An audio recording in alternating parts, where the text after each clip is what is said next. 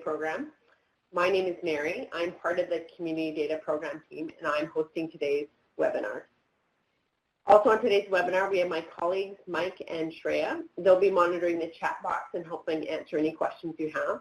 So feel free at any point during the webinar to put any questions or comments or problems you're having about the program, but also about any technical difficulties. Put that in there and we'll see if we can help you out. I also want to welcome Blair Hodgson from Wellington-Dufferin-Guelph Public Health. She's on our call today and she's going to be leading the demonstration into the presentation about finding and downloading data from the website. This presentation is meant to provide an overview of the program, including its history, what data is in our catalog, what tools and resources we have for you, as well as some examples of what others have already done with the data. We will also provide an introduction to the website, an example of finding and using the data, and Blair is going to lead this part so you can see work that she has actually done with the program. Some of today's audience is brand new and others are looking for a refresher to the program. Maybe you've been away for a while or you've never really engaged with it. So hopefully after today's orientation, you'll have a better idea of what you can even look for in the data catalog. We hope you feel more confident in going online and actually downloading the data. And we're hoping to give you some ideas on actually how to use the data as well.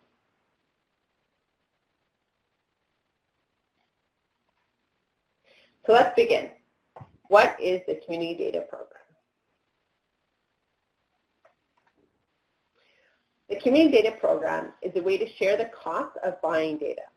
The program was created back in the 1990s to track poverty at the neighborhood level by the Canadian Council on Social Development.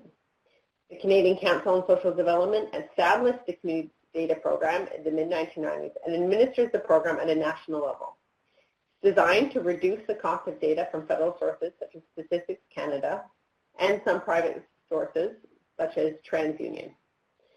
The CDP also enhances the data analysis capacity of members and connects organizations to a national network of data users and researchers. The CDP is a unique and exclusive program in Canada that provides custom socioeconomic data sets at the national level.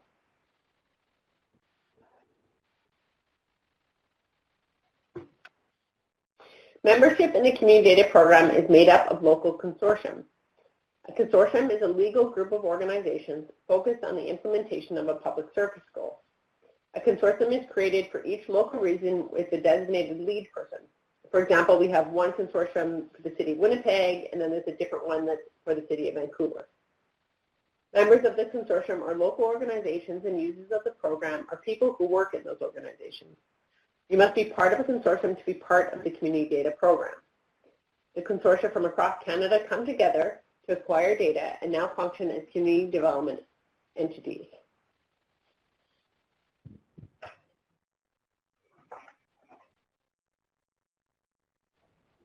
Nope, this is our map that's not working. This is just showing, this is supposed to be a map showing you the different consortia across Canada. There's very many. We actually have over 30 consortia, and we also have more than 350 member organizations, and that is actually equivalent to 1,500 people who work in those organizations. So we have 1,500 people who are registered on the website who go in and download the data and use it. Different members of organizations. We put this slide in there just to let you know the other people that are involved, and also to let you know who you might want to reach out to within your local consortium. Maybe some of these organizations are around and they're not involved, and maybe they would be good to pull into your network. So we have municipal government, local United Way chapters, community health centers, social planning councils, school boards, immigration and youth services, libraries, as well as economic development agencies.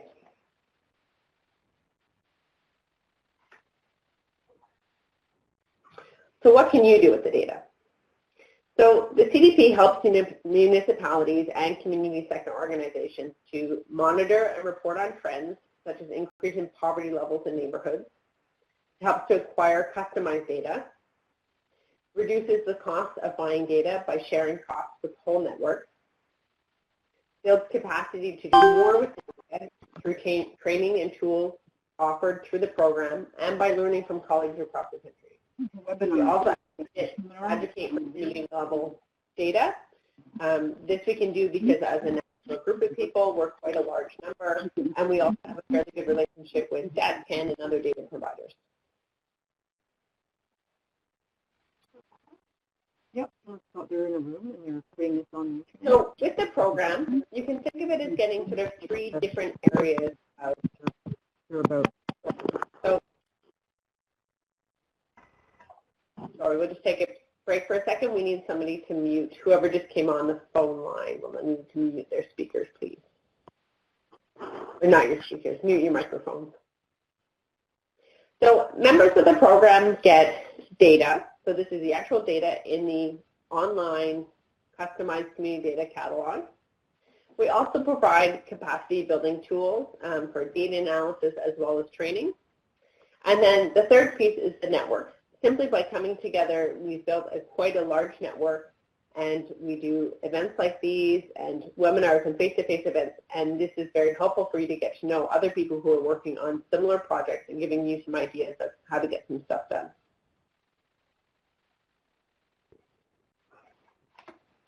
So let's get into looking at the actual data sets that are available through the program. So this is what data is actually in the catalog that you have access to as a member.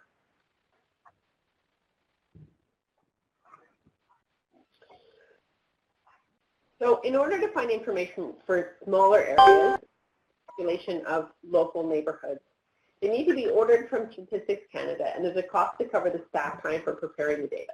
Broadly speaking, we always ask for data for the smallest area possible. This means they're always sub-provincial, lower and upper tier municipalities, and when possible, we ask for the neighborhood and block areas. We obtain custom data from Statistics Canada that includes both custom cross-tabulations or data that includes unique combinations of variables. We also order the data for neighborhood boundaries that are created by our members. Often the communities and neighborhoods we recognize in our cities do not perfectly match how Stats Canada breaks them down for the census collection. So the free data that Statistics Canada offers doesn't really tell the story of how our neighborhoods are doing. Statistics Canada can, however, provide the data for those neighborhoods when we give them the actual boundaries we want. Alongside the data, there's also tools that support analysis, reporting, and visualization of the data. And the program, when possible, also provides links to the open or free data that's available to make sure you don't miss out on it.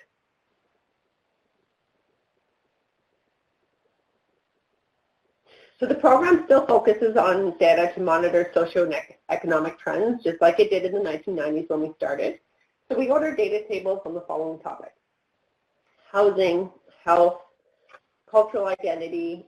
Cultural identity includes things like immigration, visible minorities, Aboriginal origin, those variables. Health, demographics, education, crime, work, finances, and income.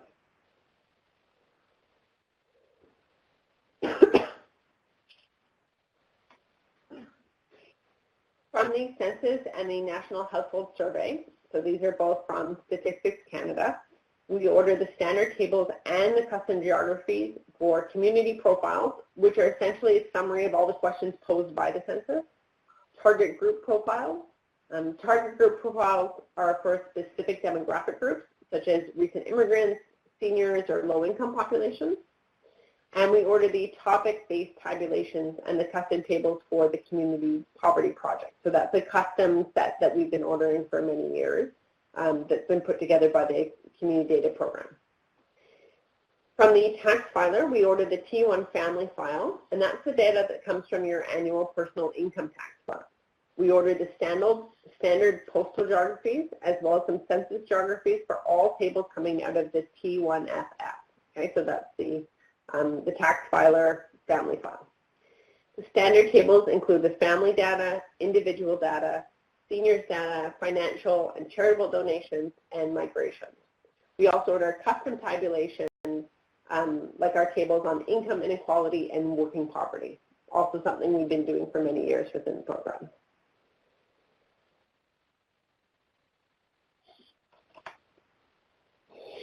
Other small area data we order include Canadian business patterns, credit report characteristics, permanent residence data cube, and building permits.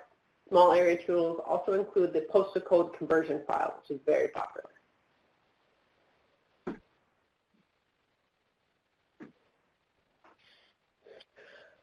So, tools and resources that are available in the program.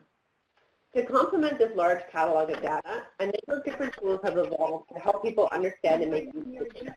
So we offer resources for people with different levels of comfort. So whether you're brand new to the data world or you don't know what a CT or a CSD is, which are stats, can, geographies, or if you dream about custom geographies in your sleep. If you're so comfortable that this is what you're doing, 12 hours of your day, we have that for you.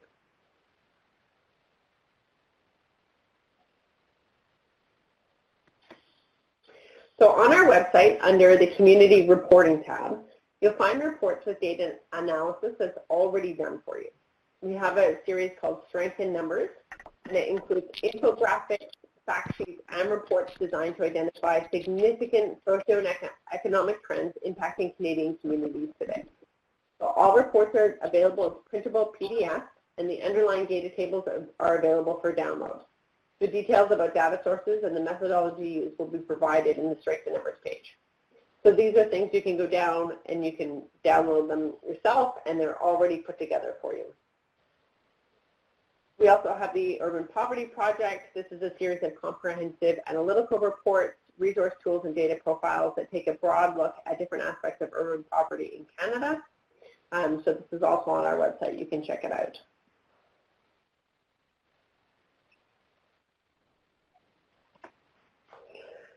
We have a few tools that are do-it-yourself infographics. These are for those of you who are a bit more comfortable with the data. These are templates that are already formatted. You just need to go in and then you find your data for community and you just enter the numbers right into the formatted infographic as it stands. So this series of do-it-yourself community infographic templates are designed by CCSD, and they're an easy-to-use tool, so you can report on a number of different social development issues for individual communities. It means you can choose your own geography, your own area that you want to use, and add your numbers in.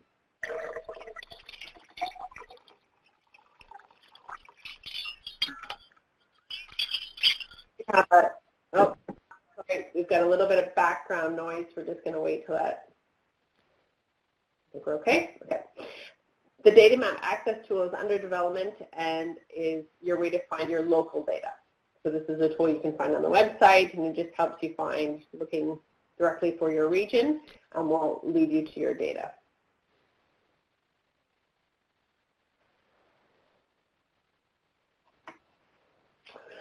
Our webinar series offers something for every user of the community data program. The webinar is an effective tool for sharing knowledge and having data discussions. Not only is it convenient, but you can engage your audience and have real-time conversations with people all across Canada. We find these really great because we do have people in Nova Scotia and Vancouver, and this is just a great way for us to actually connect to each other. I like them because I host them all the time, which means I get to actually talk to those of you who are using the data. We try to cover webinars under 4 themes.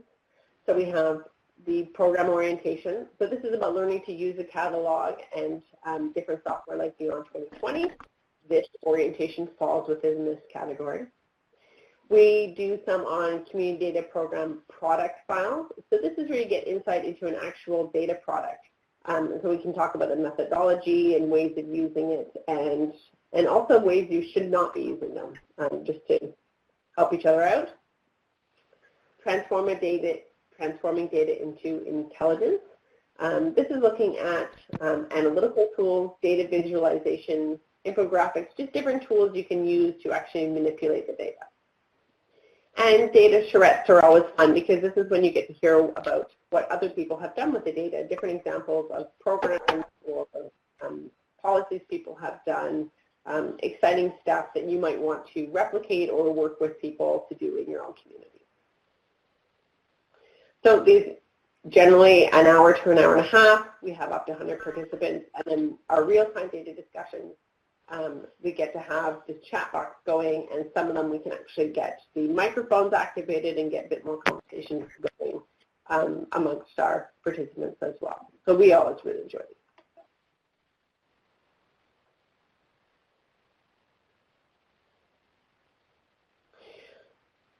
So I just want to show you a couple of examples before Blair shows you getting onto the catalog and actually looking at some data. We have some really great members who are doing really wonderful work with the data, and it's just worth having a look to see the range of things that people are doing. So I just wanted to show you a few of them.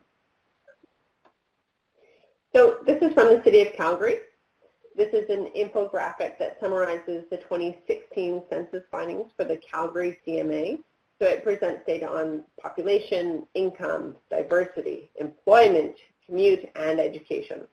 The document is a great resource for Calgary-based groups, educators, and employers, and it helps provide a vision of how to help see census data for your community.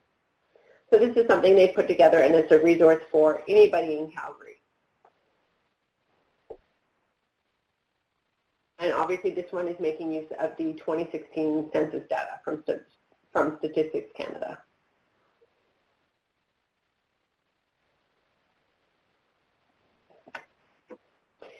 This is a report card coalition. It's published by, it publishes several reports that focus on health and the well-being of local children and youth in Wellington-Dufferin-Guelph.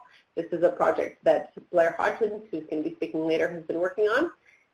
This is a data portal, so it's an online reporting tool. So this allows you to explore and download data characterized into 5 domains: education, health, living environment, safety, and social relationships.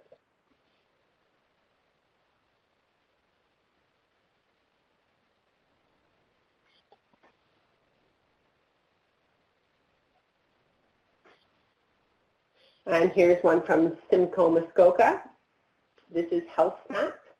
Health Stats is a section of the Simcoe Muskoka District Public Health Unit's website.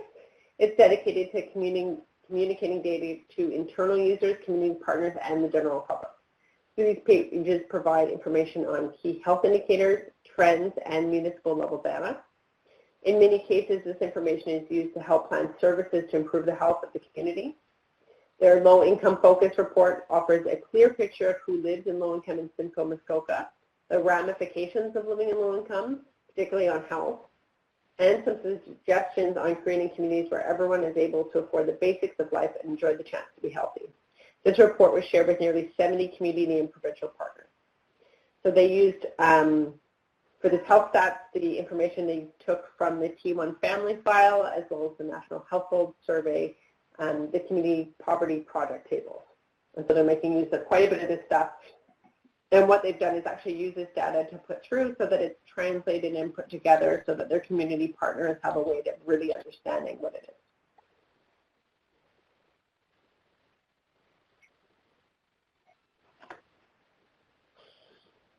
All right, so now it's time to get looking at the actual data catalog. So we can go in and we can see what's going on. So before we do this, I want to show you a couple of things still on the slides, and then I'm going to pass it over to Blair.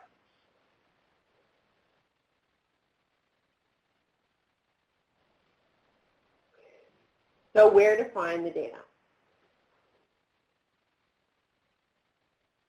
The catalog is on the website, and on the website at the top there's a Find Data tab. So you click on that, and then this is the page that comes up. This is our search catalog. Depending on your screen, this may or may not be blurry, but I did want to point out that we've actually created 7 different filters for searching for data. You can search by variable or theme for the topic. You can search by product group. So this is, for example, you can pull up Census 2016 data. So then all of the Census 2016 data is going to come up. You can search by data provider. So you can search for Statistics Canada. You can search for TransUnion. And this will help you narrow down if you know particularly what you're looking for. The product title is a useful one if there's an actual table, a very specific table that you're looking for. You can start typing it in there. Geography, this is so you can help, do you want your data by province? Do you want it by certain divisions or custom geographies. Maybe you want all census tracts and something in there. And then years within the data. So this is, if you're looking for 2016, you're looking at enter 2015. So these are just filters to help you sort through all the data.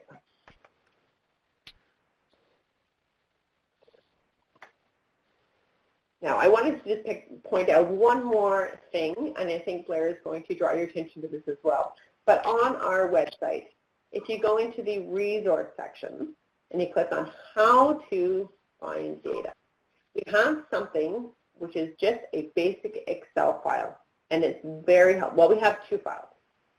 So one is a list of all the data tables in the catalog. So this is simply an Excel file that lists every single table that we hold in our catalog. This is really useful if you're daunted by the online search tool and you just want to have a look at it. If you want to browse through it and you're comfortable in Excel, this is a great, just a bulk list that you can have a glance through. The other one we have is a data index for data by theme search. So this is it's basically that Excel file with all of the tables, but they're all sorted by theme. So for example, if you would like to know the theme demographics, you can look in that and you can see all the tables that fall within demographics. And then within that, there's also a glossary so you can see how we've actually defined demographics and what is included in the demographic files. So those are two files that are really helpful if you're brand new to it and you're more comfortable with an Excel file than you are with an online search tool. Feel free to go in here. There's the website here. We'll make sure you have these the slides so you'll have the website with you. But you can go in there and it's a nice place to start.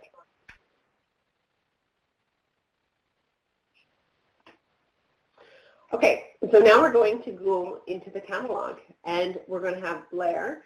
She's a health promotion specialist with Wellington-Dufferin-Guelph Public Health, and she's part of the Wellington-Dufferin-Guelph Consortium.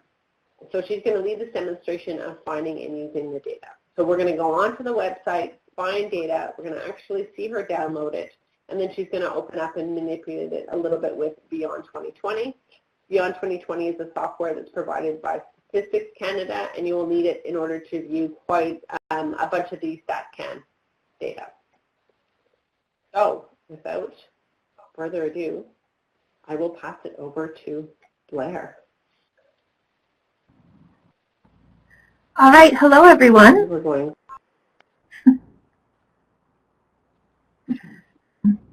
Am I coming through well over the audio? You are coming.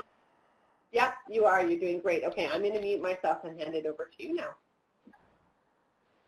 Okay. All right, I'm going to be sharing my screen. Hopefully you can all see the Community Data Program homepage. And as Mary said, I'm going to be doing a demonstration for you today, starting with a common research question that we get, taking you through finding the right data, ordering it from the website, and then actually using the Beyond 2020 data file to find the specific community stat that I'm looking for. Okay. So as Mary pointed out, my sort of research question or my starting place is how many seniors in Wellington County were born outside of Canada? So starting with that, I know that I need to have Wellington County as my geography, which is a census division, but for reasons I'll explain later, I probably want the census subdivision. For seniors in our area, we use 65 plus.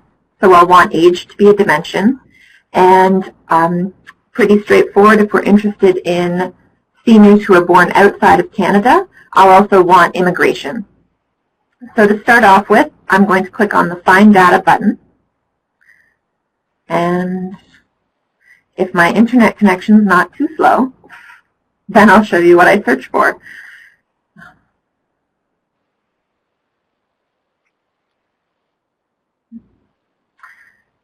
This is taking a while.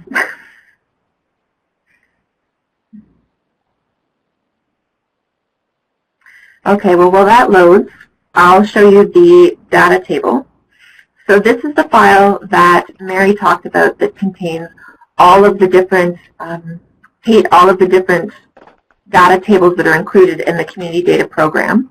And you can access this by going to Resources and then How to Find Data.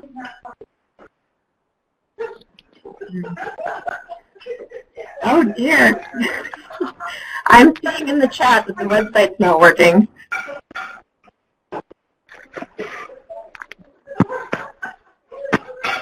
Okay.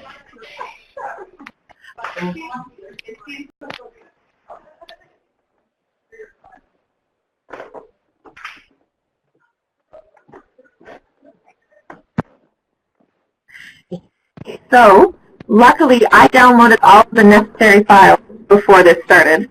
So I may not be able to demo the search function for you, but we can still get this to work. Let me see if the page still hasn't loaded.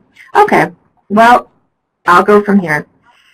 This file, so again, this is the catalog, and this contains every page or every data file that the CDP has. And it updates automatically, so that's really helpful. As soon as new data is added, it will also be included in this catalog export. So, for example, say I'm interested in immigration. I can use this table, go to Find and Select, and I'll look for immigration.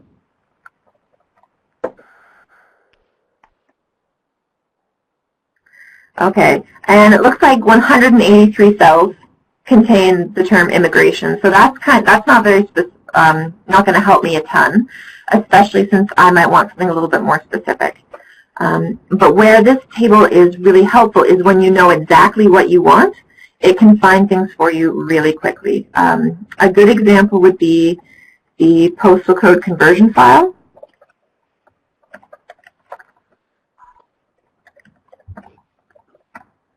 Sorry, Blair, I'm going to hop in for a second. I just ask everybody, sometimes if we're all on the website at the same time, it can slow everything down.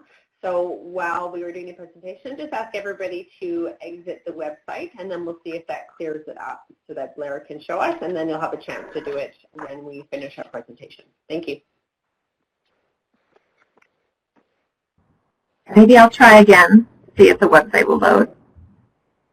But if it doesn't, it doesn't. We can do a backwards presentation. We'll start with the data, and then I'll show you how to get it.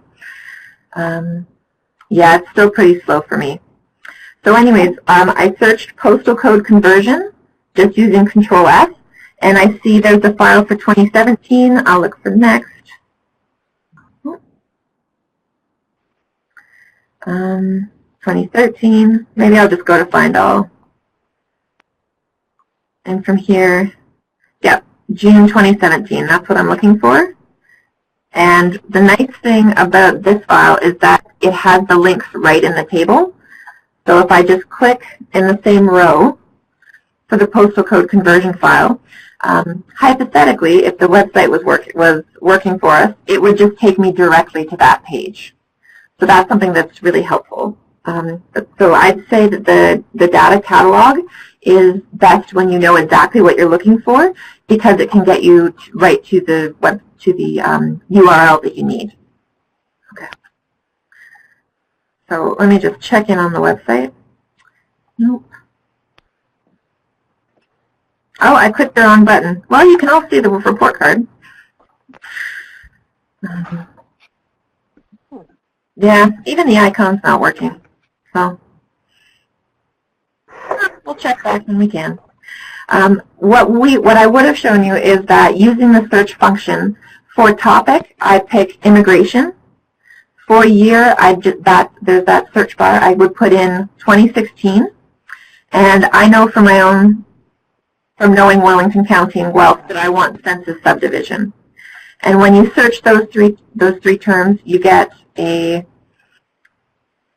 search results that include the 2016 census data. Especially, I think the first two results are target group profiles, which I wasn't really interested in. But the third result is a table called Income 2015, Highest Certificate, Diploma, or Degree, and several other dimensions. And this is the first table in the search results that has everything I'm looking for, which is age categories that break it down into those who are over 65. It's available at the census subdivision level, and it has immigration status. So normally I would then take you through, I'll just check on the website again. Oh, still the report card. Okay. I'd show you how to check to make sure that the table has everything you need, and how to sort of order and pretend to purchase the data so that so you can download it. But we'll skip over those steps. This is the file that I decided to download. It comes in a zip folder, and this table actually has 3 different Beyond 2020 files. Because it's primarily an income table, even though we don't really care about that, there's a table for after-tax income, income stats, and total income. It doesn't really matter which one of these I pick, but let's say I decide I want to use this for something later. Our health unit uses after-tax, so I'm going to pick that one. And it opens up in the Beyond 2020 browser. The Beyond 2020 browser can seem really intimidating at first, and there's sort of a steep learning curve with it. But the nice thing about Beyond 2020 is you go from not really getting it to feeling really comfortable with it in about five times of pulling data. And once you are comfortable with it, it sticks with you. I know that I took, I think there was about 8 months where I didn't open Beyond 2020 once. And then when I went back to it, it all came back. So if you can just get over that first, I'm still learning it, things are new kind of hill, it's a really great tool to use.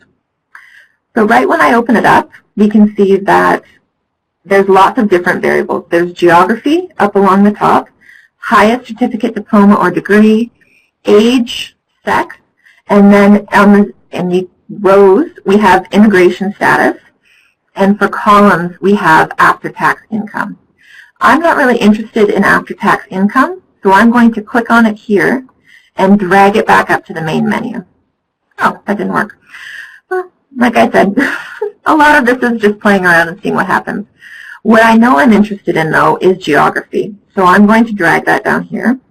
And now, as you can see, just dragging the indicator of interest will make it appear in the table. Okay. So here, now for the columns, I have almost all of the census divisions and subdivisions in Canada. And I don't know if you can see, but it's about 4,874 options. So that's far more than I'm really interested in working with, but it would be a pain to scroll through and try to find Wellington County, just picking it out that way. And that's where the search function can come in really handy. The search function is up at the top between the printer button and the up and down arrows. Oh, which sort? So I'm going to search, and I know that Wellington County has the Census Division code 3523. So what I'm going to do is select that, then type in CD 3523. And now, because, oh, I'll show you again.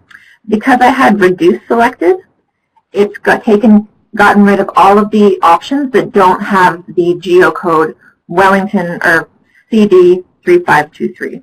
So this is the Wellington County data, and by looking at it, seeing that the total population is about 180,000, that seems right. However, if I wasn't sure that this was the right Wellington County, I can also click on this Display Active Dimension button, which is really helpful, and it gives me that information. So I can see that its English description is Wellington, the code is CD 3523, and then that its geographic level is Census Division, so CD, and then its code. So I know that that's helpful. If you don't have the CDP code to know what your area is, you can actually, oh dear, did I close it? I closed it. Well, you get to see it again.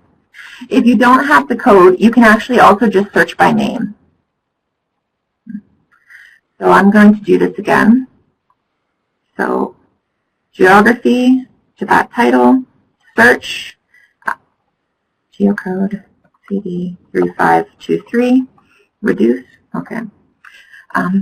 But Wellington is kind of interesting because we have Wellington County, but within it there's the city of Guelph, and the city of Guelph is a huge portion of Wellington County's population.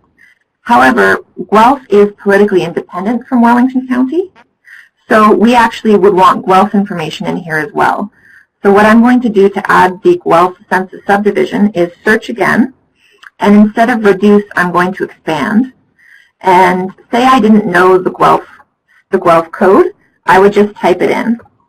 I've got expand, so what we see now is there's the Guelph CY, so Guelph City, but there's also another census subdivision called Guelph-Eramosa. And I'm not interested in Guelph-Eramosa, so all I have to do is click on it, right-click, and then hide. So now I've got the geographies that I'm interested in right here. Along the columns, you can see that we have immigration status. I'm not really interested in changing anything along here. So what I'll pull in instead is age, because I'm only interested in the 65 plus population. So here we've got all of the different age breakdowns for this table, but I only care about 65 years and older. So what I'm going to do is right-click and click on Show. And Show basically hides everything but the row you have selected. So now I've got 65 and over. And if I put age back up in the top, even though we're not seeing it, it's still filtering for 65 and older. As you can see before, Wellington County had a population of 180,000, but because I've put the 65 years and older filter there, now it's only about 33,000. Just so I know what filters I've put on it, I'm going to drag age so that it's another column heading. And that way when I copy and paste, I will know that I've filtered this to 65 years only. So this is the data. I'm pretty happy with how this data is formatted. I have Wellington and I have Guelph data. I'm only looking at 65 years and older, and I can see, oh, this is highest certificate, diploma, or degree. That's not what I want. And now I've got immigrant status. Okay. Mary, I just saw you pop up saying that the website's working. I think I'll finish this first and then go back around. So now I have Wellington's numbers and Guelph, but what I actually am interested in learning is what's Wellington when you don't include Guelph. So I can't do any manipulations of the data in here, but what I can do is copy, and you can copy by just selecting either all of the columns or all of the rows. Copy, and then I'm going to paste it into an Excel workbook. And this is what we see afterwards. I'll change my column width.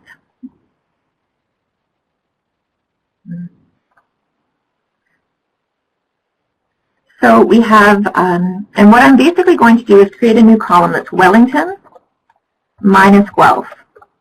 And anybody who's familiar with Excel formulas probably knows what I'm doing with this. I'll just take the Wellington numbers, subtract the Guelph numbers, and now we have the information just for the county. So going to the rows again, we have immigrants. So that's what we're interested in. And in Wellington County, there are 265 people over the age of 65 who were not born in Canada. Let's say instead of just a raw number, we want a percentage. We can do that really easily by taking 265 divided by total population, and we get about 20%. Okay. I'm just going to check in on comments. Yeah. So there we go. So that's how we answered that question for how many seniors there are who were not born in Canada in Wellington without Guelph. It seems, I've been seeing in the comments that the website's up and working, and it looks like it is. So now we'll take things one step back to find data. Are there any questions about what I've done with the Beyond 2020 file? Okay, well, we can come back to that. Okay, so finding data is really straightforward, especially compared to manipulating it in Beyond 2020.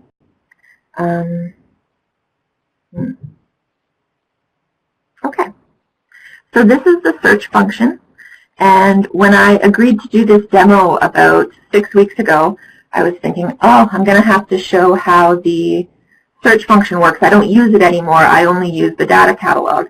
And in the past 6 weeks, I've actually switched to almost only using the search function. So it really is whatever works best for you. So going back to our search, I'm interested in a topic, and I know that topic is immigration. So I'll put that there. I have a sense that I'm probably going to want census data, but I don't want to limit myself, so I'll just leave that one blank.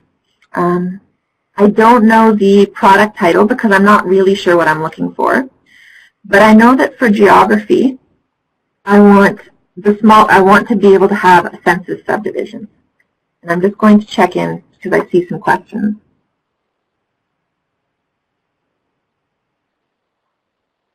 Oh, sorry, I should have explained that, Albert. Guelph is a census subdivision within the larger census division of Wellington County. So one is a county and one is a city. But because Guelph is very large and it makes up a lot of Wellington's population, sometimes service providers want information for just rural Wellington, so we take the city of Guelph out.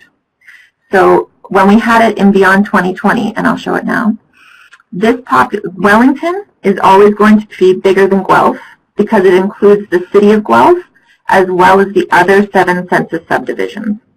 So to find Wellington County, not including Guelph, we take Wellington and we subtract the Guelph census subdivision.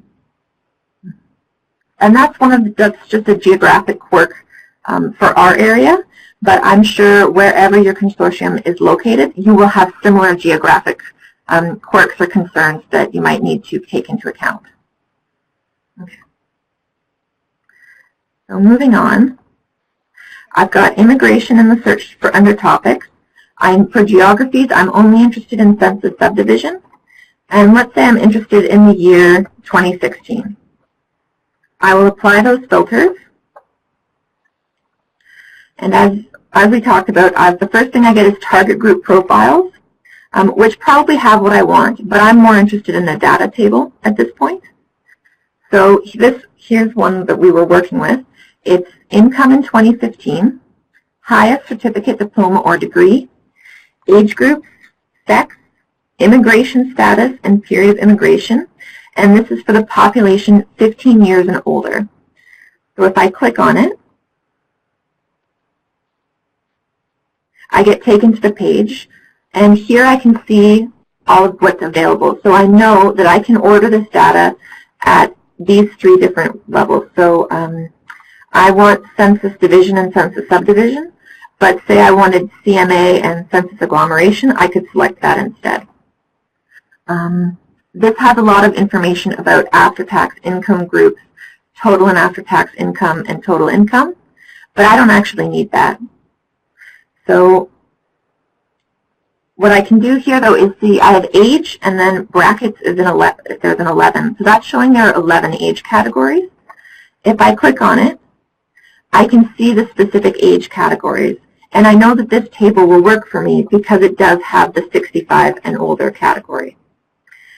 Looking at immigration status, just to check, I see that it does have immigrants. And if I wanted to get into a little bit more detail, I could look at the period of immigration. So that's how I know that this table is going to work for me. So I decide to order it. I'll select the option that has census divisions and census subdivisions and add it to my cart. I don't want anything else, so I'm going to go through checkout. You get shown a subtotal and an order total, but there's never a price associated. So I'm going to submit my order. And if I had Outlook open, you'd see something pop up with an email saying that my order was complete. I want to download the order right now, so I'll click on that. One thing to keep in mind, though, is if you're ordering a file that you've already ordered, when you go to your files page, it's not going to show up right at the top. As you can see, the most recent file that I purchased was the tax filer after tax low income status, and not the income file I just ordered. That's because the first time I ordered the income file was October 2nd, so it's lower. So that's just something to keep in mind. If you're ordering files that you've already ordered before, they might not necessarily appear right at the top. So,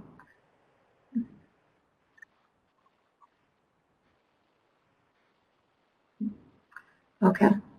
So I don't think we have any questions yet in the top type box. So what you would do after that is just click on the link here, and it begins to download. Sometimes the downloads take 30 seconds, sometimes the downloads take 5 minutes, but in the end, what would happen when I open this, once it's downloaded, is I'd see these files, and we sort of come full circle, starting midway through. So that's an example of how you can use the Community Data Program and Beyond 2020 to answer questions about your region or geographic area. I'm going to come back to the meeting, so you're going to see a weird mirror effect for a few minutes. And I'll stop sharing. And are there any questions? Oh, Vivian is asking, do you have to be a member to download the data? Mary, you would be maybe better to speak to this, but I think the answer is yes, you have to be a member and you have to have an account.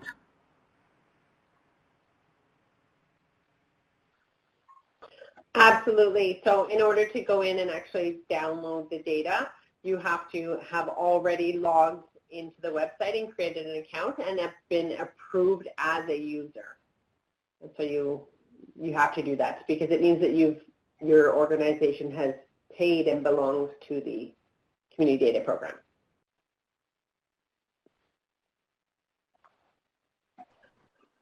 And there was a comment from Albert saying that it would be helpful to have the geographies explained. So what ones were specifically mentioned? I was talking about census divisions, and then there's also census subdivisions, which exist within census divisions. In our geography, census divisions align with our county. So we have the Census Division of Wellington County and the Census Division of Dufferin County. But we didn't talk about Dufferin today. Within the Census Division, there are census subdivisions. And for example, Wellington County has 8 census subdivisions, one of which is the city of Guelph.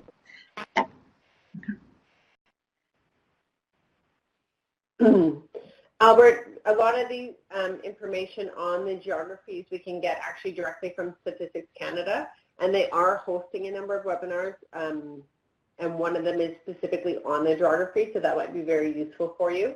I can also get you some resources from the StatsCan website, so maybe you and I, if you send me an email directly and just let me know what information, if you're starting from scratch with census geographies from Statistics Canada, I can get you some specific resources to start you off. The other way to help understand, like Blair pointed out with the geographies, for a place like Wellington-Dufferin-Guelph, there are some, unique things that happen and that people get used to doing within that local area. And so by connecting through your local consortium, you can actually talk to some people who are in your local area who probably do a lot of data work with Statistics Canada, and they'll have some hints on what geographies you want to be using. For some of the very small centers, you will sometimes have to use and rely on a larger geography because you just simply can't get data for a small enough neighborhood. But in some of the larger centers, you can use smaller ones like census tracts because they maybe align better with your neighborhood. So this is where the information and the knowledge within your local consortium can be very helpful. So Albert, I just put my email address up there. If you want to just let me know what consortium you're with and where you're starting with census geographies, I can get you some more specific resources.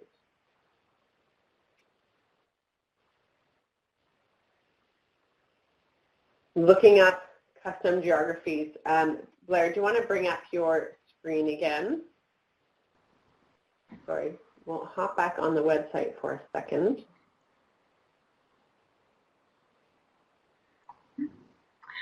So I'll go back to, so the table that we had before wasn't, I don't believe was available at custom geographies. So I'll double check.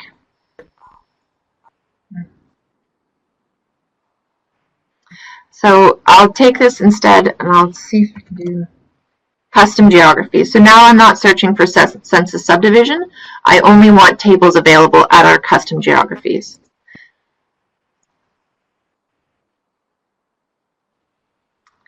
So now I see 2 target group profiles, and I can click on them.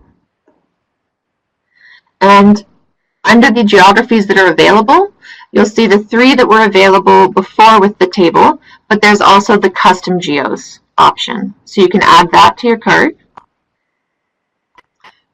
go through the process of updating, or of ordering,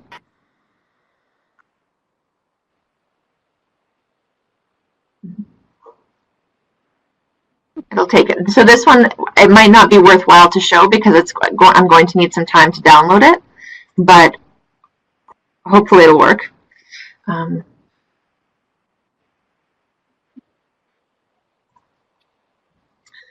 I'll just sort of speak to custom and geographies in general while we're doing this too.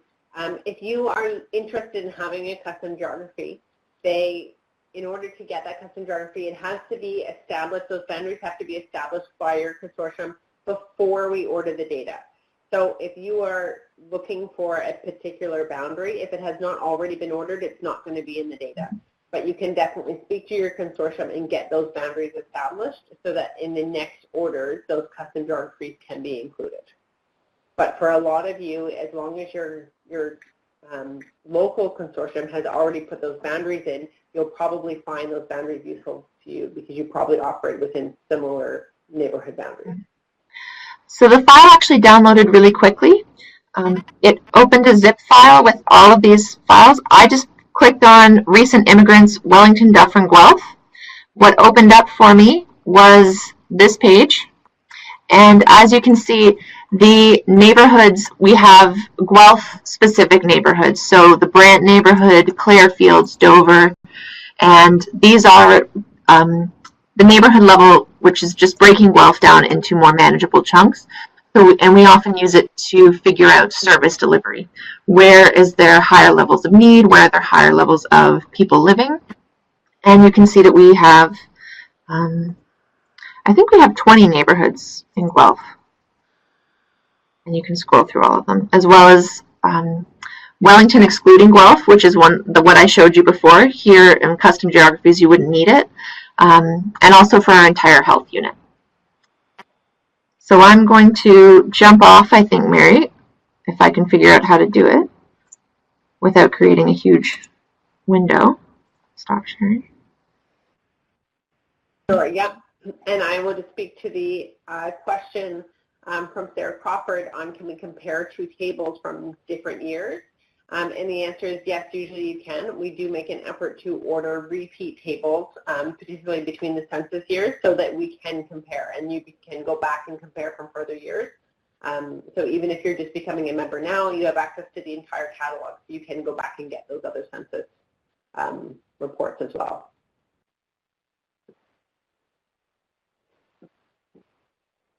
And I also just put a link on our website to communitydata.ca/resources, how to use, and it's the tools and data webpage, and we actually have some very specific resources to help with Beyond 2020. So if you're brand new to Beyond 2020, this has been a good look at it. Hopefully it'll make you a little bit more comfortable when you see it, but you can go on and spend some time with those actual resources and it'll give you a bit more details on how to do that.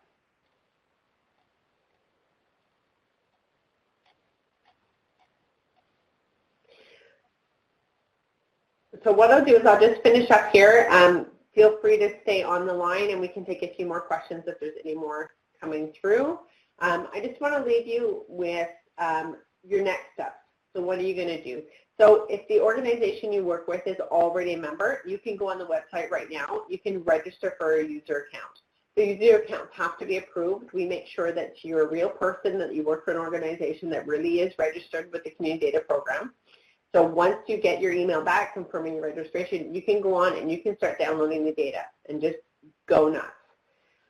If you are not already, if you work for an organization that's not part of the Community Data Network, you can join your local data consortium. So you just need to contact us, and we'll put you in touch with whoever's leading your local area, and we'll see if we can get you hooked up as quick as possible. And then the other option is that maybe you are on this because you're, just looking at the community data program and there's not a local bid consortium in your area. So just get in touch with us and we'll see what we can do to tap you into a close data consortium, or if we can actually create a local consortium in your area and get one going. And maybe you want to lead it, or maybe we can find you a lead in your local network. Either way, you can always get in touch with us with any questions that you have. The website, again, this is the access to all of your data, communitydata.ca. You can send us an email at information@communitydata.ca. So this is any general inquiries you have. If you want more information, if you would like to have an orientation for your community with just your local consortium, or you'd like any help with resources, feel free to email us and we will get in touch with you. Either one of the staff people can help you out, or we can put you in touch with somebody in your local area who maybe has a great command of one of the tools and can sit down with you and help you out. So please feel free to contact us. And thank you very much, Blair. I so much appreciate having somebody who really is in there using the data take us through the website, as well as take us through just downloading and seeing the data move around and what you can do with it. I think it's very helpful. So thank you, Blair. It's fun to. I also want to say thank you to Shreya. Oh, good. I'm so glad, Blair. And also a thank you to Shreya today. Shreya is doing our background, getting the technology working for us. So thank you very much, Shreya. And thanks to all of you for attending.